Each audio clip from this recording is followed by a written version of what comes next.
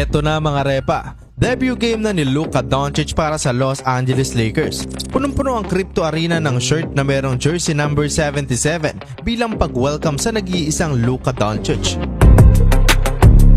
Opisyal na nating makikitang magkasama sa isang game sila LeBron James at Luka Magic. Nagpakita nga agad ng suporta si LBJ. During warm-up kasi ay suot nito ang shirt ni Luka. Halatang excited na din siya maging kakampi si Wonderboy. Sa kabilang banda ay siguradong excited na din si Luka since ang huling laro pa niya ay noong December pa.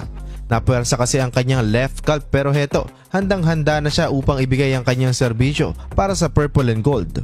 So yun, rekta na tayo. Opening quarter pa lang ay nagpakitang gilas agad sila LeBron James at Luka Doncic. Dalawang lob pass agad ang ibinigay nila kay Jackson Hayes at tuwang-tuwa naman ito.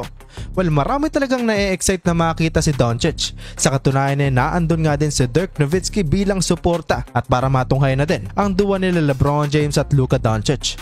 Well, karamihan ng mga fans ay nagsisigawan sa tuwing hawak ni Luka ang bola.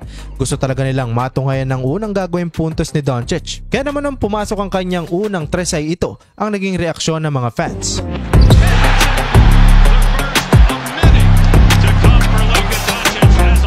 Bagamat sa unang quarter medyo nalilito pa si Austin Reeves gawa ng hindi niya pa alam kung sino ang kanyang papasahan kila Luka at LeBron, ay sa kabilang banda ay nagpakitang gilas naman ito sa opensa.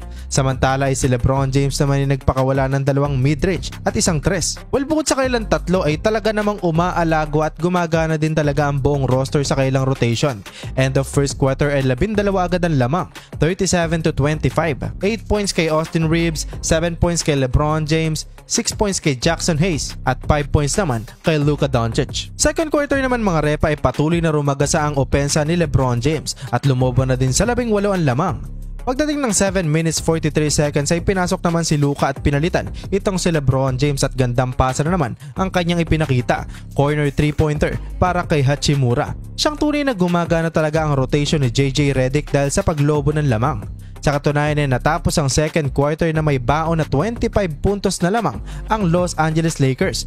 15 points kay Austin Reeves, 13 points kay LeBron James at 11 points, 3 rebounds, 3 assists naman para kay Luka. Well, sa game na to ay pinakita nila LeBron James at Luka Doncic na talaga naman pwedeng mag-fit sa iisang sistema ang dalawang ball dominant na player. Siyang tunay na kailangan lang talagang magkaamuyan ng bawat isa sa bawat galaw. Sa sobrang tindi ni Luka ay bagamat nasiko siya ay patuloy pa din siya naglaro at hindi niya talaga ininda. Sa uli hindi na nakahabol pa ang Utah Jazz at natapos ang laro sa score na 132-113. Nakapagtala naman ng 24 points, 7 rebounds at 8 assists si LeBron James at si Luka naman ay 14 points, 5 rebounds at 4 assists.